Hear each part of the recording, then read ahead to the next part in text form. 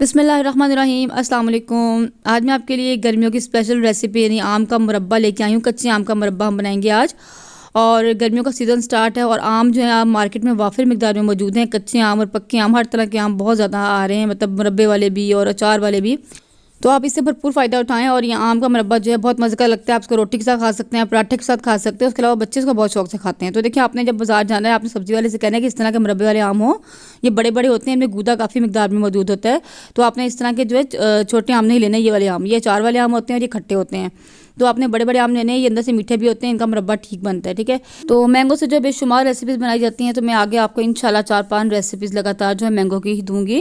तो आपने मेरी तमाम वीडियोस को देखना है और आपने मेरे चैनल को सब्सक्राइब करना है इस तरह की मज़ेदार सी रेसिपीज़ के लिए। तो और साथ में बेल के आइकन को ज़रूर प्रेस करना है ताकि मेरी तमाम वीडियोज़ हैं सबसे पहले आप तक पहुँच सकें। तो देखिए, यहाँ पर मैंने 1 किलो जो है ये मुरब्बे वाले आम ले लिए हैं। ठीक है, और इसको मैं क्या करूँगी, सबसे पहले छील लेंगे हम लोग। पीलर की मदद से छील लें, आप नहीं चाहें तो आप छुरी से छील लें। मैं इसको इस तरीके से छिलका इसका उतार लूँगी मैं सारा।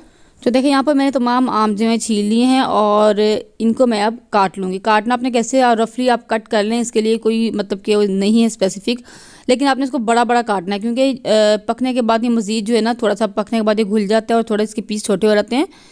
तो आपने इसको थोड़े बड़े बड़े पीस ही काटने हैं। तो मैं इसको रफली इस तरीके से काट लूँगी और ये इसी तरह का अच्छा लगता है। और आड़े तिरछे पीस काटे हुए इसके ऐसे ही मज़े के लगते हैं क्योंकि ये पकने के बाद भी बिल्कुल ऐसा ही हो जाता है। आप बेशक लंबा काटना है या इसको स्क्वायर काटे, जैसा मर्जी काटे।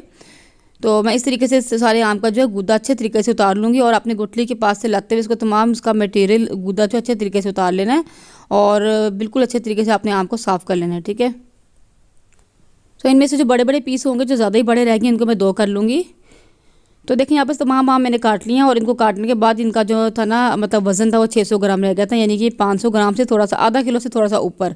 और 1 किलो में से इतने ही बचते हैं, आधा किलो या से थोड़ा सा ऊपर, क्योंकि जितने आम छीलने के बाद होंगे ना, हमने उसके मुताबिक जो इसमें चीनी ऐड करनी होती है। तो यहाँ मैंने एक बर्तन में पानी रख दिया और इसको हमने गर्म होने देना है।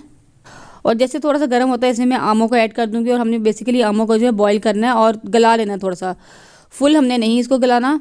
तो मैं इसको ढक्कन दे दूंगी और इसको गलने के लिए छोड़ दूंगी, पकने के लिए, ताकि बॉइलिंग स्टार्ट हो जाए। तो ये देखिए, आमों में जो है उबाल आना शुरू हो गया है और इसको पकते बस 1-2 मिनट ही हुए हैं। आपने बहुत ज़्यादा नहीं पकाना, इसको बस 2-4 मिनट ही पकाना है, वरना ये बहुत ज़्यादा गल जाएंगे। लेकिन बिल्कुल कच्चा भी नहीं रखना क्योंकि ये शीरे में हम इसको पकाते हैं ना, तो ये और सख्त हो जाते हैं। तो देखिए, यहाँ पर इसको पकते हुए 1 मिनट हो चुका है। मैं इसको चेक कर लेती हूँ और ये देखिए, अभी ये थोड़े से जितने सख्त थे और मैं थोड़ा सा इनको और नरम करूँगी। तो यहाँ पर इनको पकते हुए मज़ीद 1-2 मिनट हो चुके हैं और हम इसको चेक कर लेते हैं। तो ये देखिए, आप देखिए, आम हमारे अच्छे से गल चुके हैं, लेकिन बहुत ज़्यादा नहीं, यानी घुले। तो बस आपने इतना ही इनको पकाना है, बस बिल्कुल डन हो चुके हैं। और मैं यहाँ पर फ्लेम को ऑफ़ कर दूँगी और इनको हम जो है किसी बास्केट में निकाल लेंगे।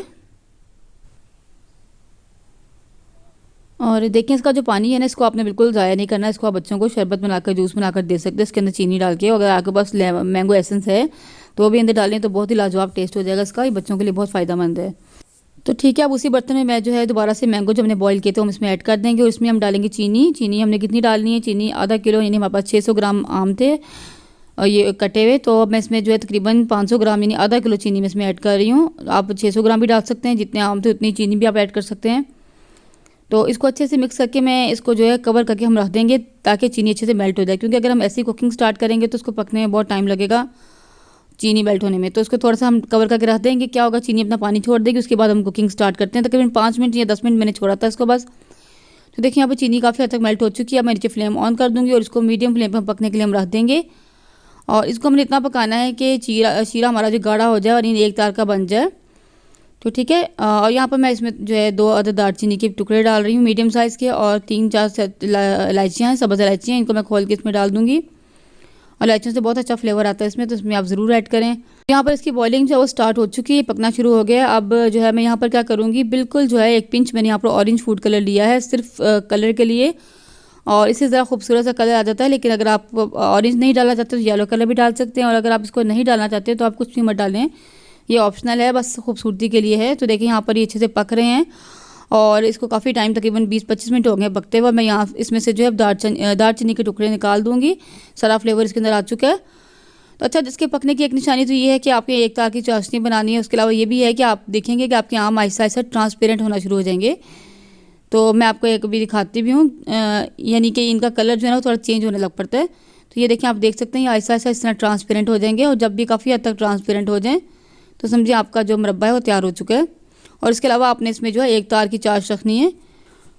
और वैसे भी आपको इसको मैंगोज़ को देख के फील हो जाएगा कि ये देखिए ट्रांसपेरेंट हो गए काफ़ी हद तक, तो ये आपको लग जाएगा पता कि ये बन चुका है। तो बस यहाँ पे मेरा आधा घंटा हो चुका है इसको पकते हुए। और हर एक का मैंगो का डिफरेंट हिसाब होता है, तो आपका टाइम कम या ज़्यादा भी हो सकता है। तो यहाँ पर ये बनकर तैयार हो चुका है। बस मैं इसको अब जो है ठंडा होने के लिए रख दूँगी, और थोड़ा सा ठंडा होता है तो फिर हम इसको डिश आउट करते हैं। तो देखिए यहाँ पर जो हमारे आम हैं वो अच्छे से ठंडे हो चुके हैं, मुरब्बा हमारा ठंडा हो चुका है। और देखें ये पकने ठंडा होने के बाद कुछ और थिक हो गया है। तो बस आपने इससे ज़्यादा इसको नहीं पकाना। तो मैं इसको जो है बाउल में निकाल लूँगी। देखिए माशाल्लाह कितना मज़े का, इसके पीस देखिए माशाल्लाह बिल्कुल तकरीबन काफ़ी हद तक बड़े ही थे, इसलिए हमने बड़े बड़े पीस काटे थे। अगर आप छोटे काटेंगे तो ये और ज़्यादा घुल जाएंगे, तो इसीलिए बड़े बड़े पीस काटे जाते हैं ताकि वो पकने के बाद मज़ीद छोटे ना हो जाएं, यानी और घुल जाएंगे अगर छोटे हम काटेंगे। तो इसमें आपको बहुत ज़्यादा जो है मसाले वगैरह ऐड करने की ज़रूरत नहीं होती, क्योंकि वो चटनी होती है आम की, उसमें डाले जाते हैं। तो मुरब्बा जो है सिर्फ मीठा ही अच्छा लगता है।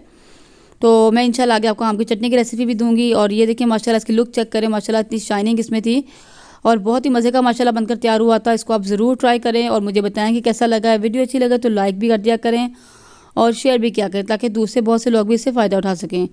तो ठीक है, मिलते हैं किसी नेक्स्ट वीडियो में इंशाल्लाह किसी नई रेसिपी के साथ। तब तक के लिए अल्लाह हाफिज़। दुआ में ज़रूर याद रखिएगा।